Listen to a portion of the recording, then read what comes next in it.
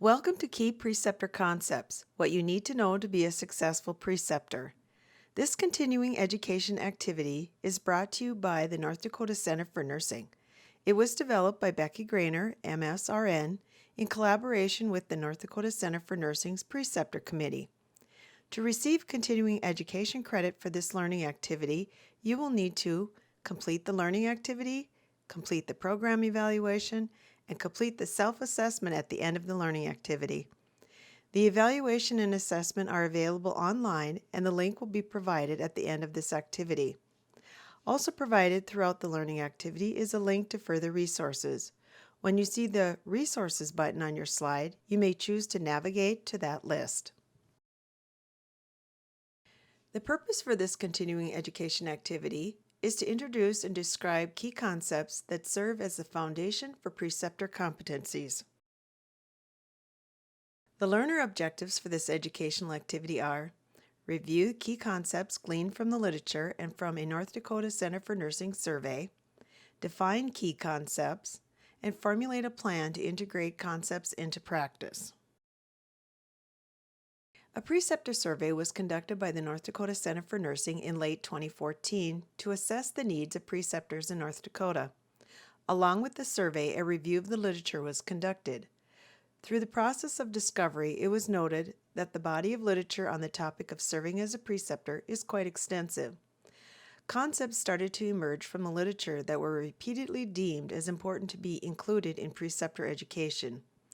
These concepts were identified: roles and responsibilities, teaching and learning, evaluation and feedback, critical thinking, communication, specific teaching strategies, and concepts related to professional growth and development. It was concluded that the literature agrees that the roles of the preceptor are those of teacher, coach, evaluator, role model, leader, socializer, facilitator, and protector. Preceptors are responsible to help instill the knowledge, skills, and abilities related to safety, quality, values, standards, critical thinking, and competency. Using the categories identified in the literature, preceptors in North Dakota were surveyed and asked to rank areas of most interest in developing continuing education activities for nurses in North Dakota.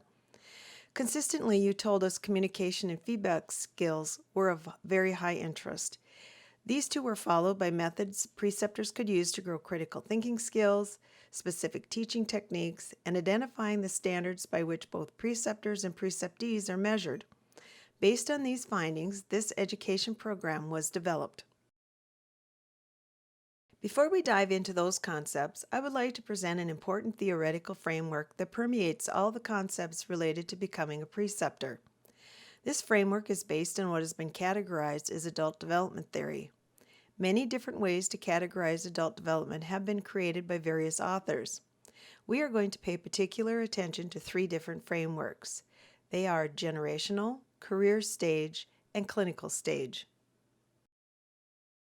Generational differences at work have been the topic of many articles in nursing. Generational differences are the source of conflict and dissatisfaction in the workplace. These differences tend to generate much stress among nurses. Awareness of how one's generation influences how nurses see work and learning is an important consideration when entering into the relationship of preceptor-preceptee. Laura Stokowski, RN-MS, describes the differences brilliantly when she shares this story. A nurse manager calls staff to replace an ill call. The responses she gets are as follows. The first nurse says, "What time do you need me?" The second nurse says, "Oh, call me back if you can't find anyone." The third nurse says, "How much will you pay me?" The fourth nurse says, "Sorry, I have other plans, maybe next time." What is so well illustrated are these four different generations of nurses in our workforce: the traditionalists, also called the veterans, the baby boomers, Generation X, the millennials, or Generation Y. What is most important to recognize is your own generational viewpoint and suspend judgment on others who do not share your point of view. Reconciling differences requires reaching an agreed-upon consensus regarding how to reach the goals of keeping patients safe and providing quality care. Remember, conversations that center around how to solve nursing's problems and how to provide care are often framed from this generational point of view. Awareness that your view is influenced by this societal development stage is a first step in being able to work together and learn together. The bottom line is generations tend to see the world a bit differently from each other. McBride describes adult development, specifically nursing leadership development, as growing through a defined set of stages. She states at the beginning of our careers, we tend to grow ourselves and expand our view as we gain experience. When serving as a preceptor, it is important to consider which stage of leadership development you may be in. As an example, a new nurse or student is often in the very early stages, thus the content for learning activities would focus on knowledge, skills, and abilities that are expected of those just entering the profession. Remember, new nurses and students often are in the preparation or independent contribution stage of leadership development. Precepting new staff with many years of experience and who seek to be involved in their new workplace calls for making sure opportunities for networking with various departments, committees, process improvement groups, or statewide nursing organization is included in their onboarding, as they may be in the development of home setting or development of science stages. Patricia Benner is the author of perhaps one of the most well-known nursing development theories. Her focus is one of clinical skill development. The stages of development of competency in Benner's model are Stage 1, Novice. These are the beginners with little to no experience in clinical situations. They depend on rules to guide their actions. The novice will usually ask to be shown or told what to do. Stage 2 is the advanced beginner. This is one who has experienced and processed enough real-life situations to recognize recurrent meaningful aspects of those situations. An advanced beginner needs help setting priorities and is only beginning to perceive patterns.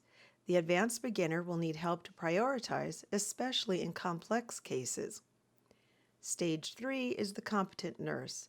She can recognize what aspects of a situation are important and which can be ignored. The competent nurse lacks the speed and flexibility of someone who has reached the proficient level, but competence is characterized by a feeling of mastery and the ability to cope with and manage unforeseen events of practice.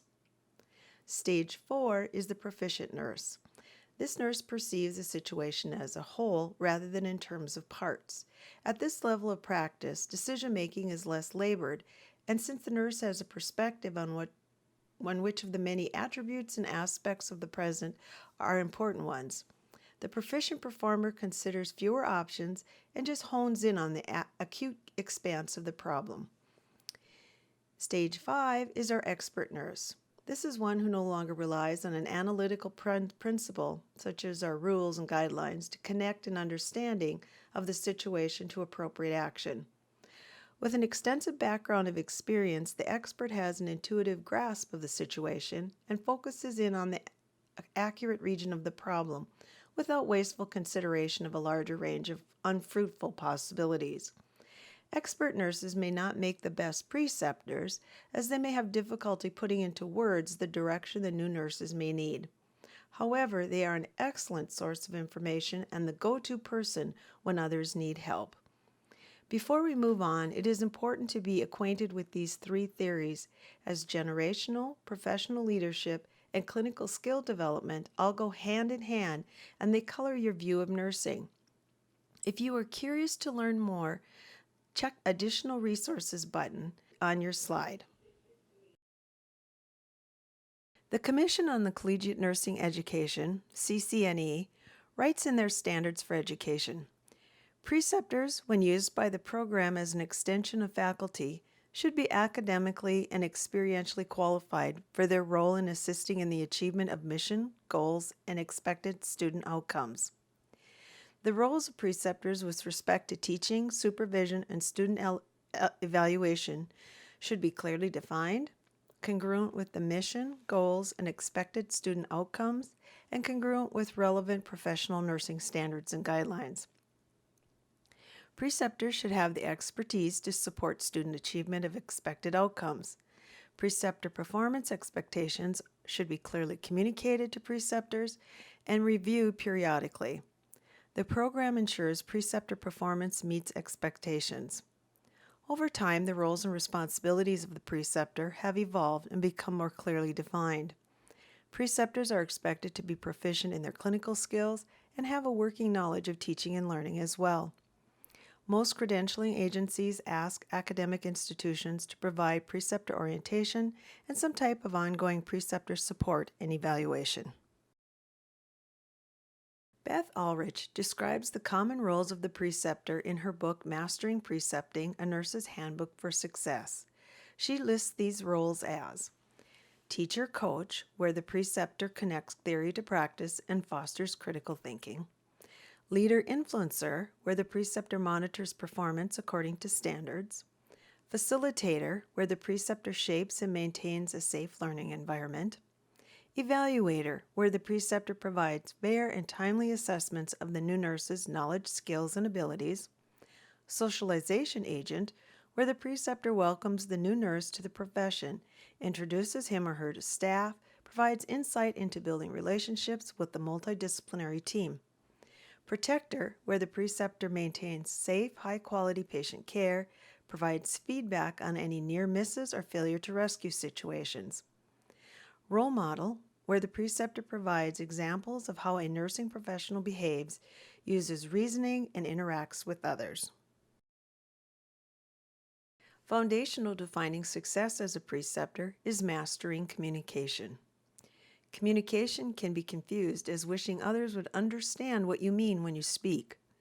In reality, possessing effective communication skills requires you first grow your skill base, practice communicating clearly, which includes learning to seek and process feedback, and then teaching others these skills.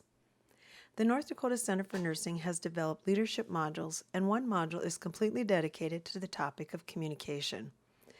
Cooper, Schmidt, Kynes, Ward, and Reinholz describe the 5 factors that are essential to becoming a skilled communicator. They presented their model within the perspective of communication being a key to a healthy work environment. Those 5 factors are becoming aware of self-deception. This is the process of acknowledging a misconception that is favorable to the person who holds the misperception or failure to see what one has a problem. Becoming reflective. This is the process of pondering carefully and persistently the meaning of an experience, creating meaning from past or current events that guide future behavior, self-questioning so situations become more clear and coherent. Becoming authentic. It is the process of self-discovery for understanding one's purpose, holding and practicing professional values, practicing with heart, establishing enduring relationships, and practicing self-discipline. Becoming mindful is the process of developing a heightened awareness of and alertness to verbal and nonverbal communication, developing present-centered awareness, and acknowledging and accepting each thought and feeling as it is. Becoming candid is the process of purposefully speaking with frankness that is free from bias and risking speaking and hearing the truth. It makes sense to assess one's own level of communication mastery. We probably have all been in situations where we thought we communicated clearly and then realized later what we said and meant did not translate to the other person. Communication includes seeking feedback to assure your meaning transferred with your words. If you are interested in learning more about the North Dakota Center for Nursing's website on the leadership modules, check the resources. Communication, feedback, critical thinking are often grouped together because when you provide feedback, you foster critical thinking. Without sound communication skills, what you say and what is heard are not always congruent. A formula you may use to provide feedback consists of the following steps. Label the current behavior you want to reinforce or a behavior that is in need of change. Describe the specific situation when and where this behavior has been observed. Describe impacts and consequences of the observed behavior. Remember, these can be positive or negative. And engage the learner in identifying alternate behavior or actions that can be taken if necessary. The goal of communicating feedback is to grow the learner's critical thinking skills. You're reminded learners are at various adult development stages. So some learners may welcome feedback, both positive and negative, even look forward to your feedback, while others may fear feedback. They may feel they are being overly criticized, or they may start to defend themselves before they hear you out. This is where establishment of a safe learning environment helps set the stage for professional growth, no matter the reason for the feedback. We will cover more about safe learning environments a bit later. To be able to provide feedback, you will need to know what the goals and objectives for the preceptee's particular clinical experience. Academic settings require students to write and provide learning objectives when the student presents at the clinical site. The academic program will also provide program and course objectives for you to review. If you are precepting a new nurse employee, the employer provides checklists, job descriptions, benchmarks, and/or standards of practice that are expected of the new nurse. When providing feedback, one must always have the preceptee's learning goals in mind. However, there are times when you may need to help the learner formulate more challenging and realistic goals. Often, feedback follows a simple checklist type format where it is incorporated with some type of a grading matrix. The most simple matrix are those that ask if the learner meets or does not meet the objectives, a simple yes or no with supporting evidence examples. The checklist is based on the particular clinical setting and the knowledge, skills, and abilities that are expected of the preceptee. When the preceptee is struggling to meet objectives, the preceptor can direct them to review pertinent evidence-based practice literature, online resources to help fill in the gap. And of course, the preceptee will be watching your practice, how you do things. So remember to put into words why you are doing these nursing skills and actions. It may be easy to just tell the preceptee what they missed or what they should do.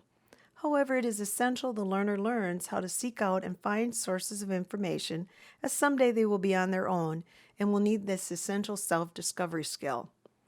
Being able to evaluate one's own practice is one of the standards of professional performance. So as you demonstrate skills, remember to connect the skills of evidence-based practice standards. And if the preceptee asks you something you do not know, you can ask they search out the answer and bring it back the next day. Or you can seek out the answer together and demonstrate how information is gathered in the clinical setting, where oftentimes the pace is faster and the need may be critical for safe patient care. You may wonder what standards you should reference when discussing this topic with the preceptee. There are national standards, of which ANA are the most often cited. There is the regulatory agency, the North Dakota Board of Nursing, uses these national standards to write scopes and standards of practice. Those are part of the laws by which nurses practice in this state. Then there are specialty practice standards that are based on the national generic standards and modified specific to the specialty practice area. Institutions build on all these standards, and often the standards are written into job descriptions. If you have not reviewed your national, state, specialty, and institutional standards recently, it is suggested you take some time to obtain and review these very important documents. In the ANA Code of Ethics for Nurses, the authors write, "Code of Ethics stands as a central and necessary mark of a profession. The Nursing Code of Ethics provide a guide for the expected conduct of all nurses." Two well-known documents are ANA's Code of Ethics for Nurses and the International Council of Nurses Code of Ethics. Both documents are found in the resource link. It would be helpful if the preceptor has access to an up-to-date copy of the Code of Ethics, but if you do not, an online version can be found on the resource page. Take a few minutes to review the Code of Ethics. Now we will move on to how one provides feedback to the learner. Providing feedback can be difficult, especially when the learner is intimidated by hearing constructive criticism. Keep in mind the adult development stage the learner may be in. One way is to set ground rules with your preceptee to establish at the onset of the clinical experience that you, in the role of the preceptor, and as part of being a professional, are expected to provide feedback. Remind the preceptee you will use their goals and objectives as measurements for their success. You are not setting arbitrary benchmarks, rather helping them measure progress toward collaboratively set goals. As adult learners, we are expected to engage in self-evaluation. As nurses, we are bound by professional performance standards to evaluate our professional practice. We not only provide feedback, but serve as a role model in how to engage in these types of conversations. A tool you may use to help remember the steps to giving feedback is depicted in the diagram. These steps are: define the situation with an eye to the learner's goals and objectives. Ask the learner to reflect on what they think happened. Share your impression or your viewpoint of what happened. Compare actions taken to standards, evidence-based practice, and then identify any gaps in standards of care. Formulate a plan to close the gaps. Develop a plan of action for future events or situations or their learning needs. Bristol and Zerwick list best practices for providing feedback. These practices in a nutshell are: clarify what good performance is by having explicit goals, criteria, and standards. Facilitate development of self-assessment skills through the use of reflection. Deliver high-quality, timely, relevant, specific feedback. Encourage dialogue around learning goals. Encourage positive motivation and self-esteem. Encourage the learner to close the gap by identifying action strategies. And remember, feedback is a two-way communication. The teacher and preceptor also learns through the interaction with the learner. Preceptors provide feedback to foster critical thinking. Pursuit and Herman in 1999 wrote that nurses develop clinical reasoning skills based on analysis and understanding of clinical experiences. They also wrote about clinical reasoning as the art and science of critical and creative thinking. They define critical reasoning as the reflective, concurrent, creative, and critical thinking that is embedded in nursing practice.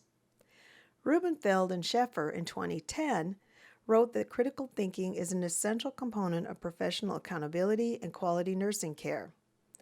Critical thinkers in nursing tend to exhibit these habits of the mind: confidence, contextual perspective, creativity, flexibility, inquisitiveness, intellectual integrity, intuition, open-mindedness, perseverance, and reflection.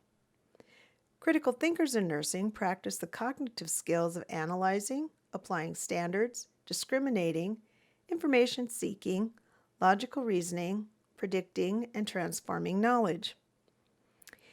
According to the authors at criticalthinking.org, critical thinking is the intellectually disciplined process of actively and skillfully conceptualizing, applying, analyzing, synthesizing, and or evaluating information gathered from or generated by observation, experience, reflection, reasoning, or communication as a guide to belief and action. So in the end, remember, the preceptor is key in assisting the learner process those clinical experiences. Critical thinking elements of thought questions are based on intellectual values of clarity, accuracy, precision, consistency, relevance, sound evidence, good reasons, depth, breadth, logic, significance, feasibility, effectiveness, and fairness. As you help the preceptee process their clinical experiences, it may be helpful to at first have this list of questions handy to help the learner reason through and reflect on their nursing practice. With all the emphasis on critical thinking, sometimes the best critical thinking model is right before our eyes. By consciously using the nursing process and practice, nurses learn to think like a nurse. Better said, we learn to critically think like a nurse. Each part of the nursing process assists the nurse to see what Rubenfeld and Schaefer described as critical thinking skills and habits. A recent Google search using the words critical thinking nursing yielded over 10 million results. To say there is an abundance of information about critical thinking is an understatement. Nurses are expected to critically think. And as was just discussed, we have a critical thinking model that provides the framework and the standard by which we do just that. It provides the steps and the process by which we practice nursing. It really is what defines us. Preceptors can never go wrong when teaching students and preceptees to reason by application of the nursing process. Remember, as you gather data during the assessment to reach a diagnosis and establish outcomes, and then plan with evidence-based strategies to take action and provide patient care, and of course to constantly evaluate reaching your outcome, you are constantly thinking critically. As you help the preceptee with these reasoning skills, it is helpful to ask them to reflect on their actions by questioning their thinking and asking them to talk out loud on how they are reasoning. The critical thinking elements of thought questions can be very helpful to elicit feedback. Those questions are available in the resources. Another area where preceptors expressed a need to know more was on the topic of teaching strategies. Teaching strategies should connect past experiences to present clinical situations, help the preceptee develop collaborative goals, discuss learning expectations, role model real-life applications of patient care and teaching, help the preceptee develop visual aids, triggers, resources on essential knowledge, skills, and actions, link nursing theory to clinical applications, and use reflective strategies to process clinical experiences and provide feedback. The use of teaching strategies requires the preceptor be skilled in communication and in providing feedback. One common strategy is the use of reflection. John Dewey wrote in 1933 that external monotony and internal routine are the worst enemies of wonder. Remember, reflection fires up curiosity, and this wondering fires up the creative engine. Reflective practice is woven through most teaching strategies. Reflection fosters the construction of knowledge from experience.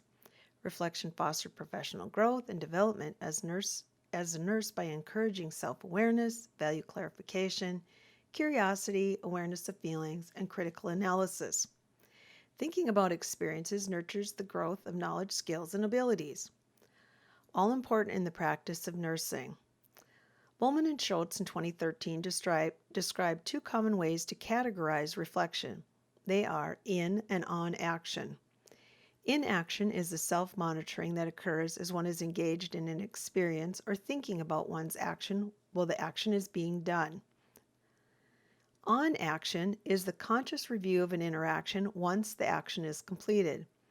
Most of the time, preceptors engage in an on action with the preceptee after the action is completed. There are a number of reflective models available for use.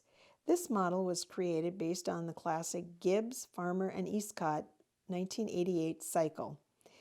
Any of the many models will provide a framework by which organized reflection can take place. They are often labeled guided reflection models. Take a moment to just study this model.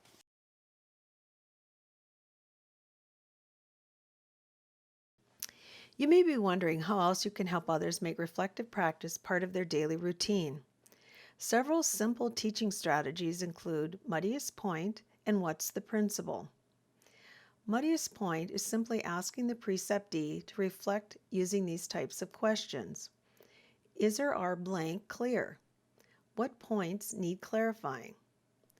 What's the principle teaching strategy looks at once the preceptee figures out which problem to address, then it's important to connect the associated principles or theories to the problem and the principles and theories to possible solutions. It is so essential to connect science and theory to practice. So you ask the preceptee, identify or tell me what theory you plan to base your actions or plan upon. As an example, nurses frequently turn patients, and you would just simply ask them, what is the principle behind this action? When teaching a new skill or adding to the learner's knowledge base, we need to be aware of how the learner tends to learn things best. When working with an individual, explore this topic and ask the learner how they best learn. Everyone has a preferred way to learn things, and we can all learn through a mixture of different ways. And in that same vein, the preceptor also has a preferred learning style, and sometimes those styles don't match the preceptee. It is important to recognize how both you and your preceptee approach learning. While it may help someone grow by telling them to step outside the preferred way and attempt to learn something in a new way, it can also add to the anxiety experienced by the learner. Knowing your preceptee's preferred way of learning helps to create a safe learning environment. In the resources, you will find an online learning style assessment that quickly helps you identify your style of learning. The learning environment refers to the diverse physical locations, contexts, and cultures in which students learn. Nurses work in a complex work environment, which is also the setting in which new nurses learn. A dedicated education unit, or DEU, is a clinical setting that has been developed into an optimal teaching or learning environment through the collaboration efforts of nurses, healthcare team members, management, and faculty.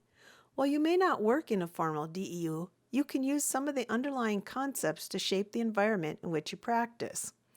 Studies report a variety of factors contributing to stress and anxiety in undergraduate nursing students in the clinical learning environment. The most common factors include that for which this is the first clinical experience, fear of making mistakes, performing clinical skills in front of patients and others, knowing evaluation is being conducted, a perceived lack of support by nursing personnel, and last, they describe what has been labeled as the theory gap. The theory gap is a discrepancy between what is taught in the classroom and what is actually practiced in the clinical setting. 4 elements sum up positive clinical learning experiences. Students feel they are well received by staff. They observe high-quality mentoring and patient care. Students feel they can self-direct their experiences.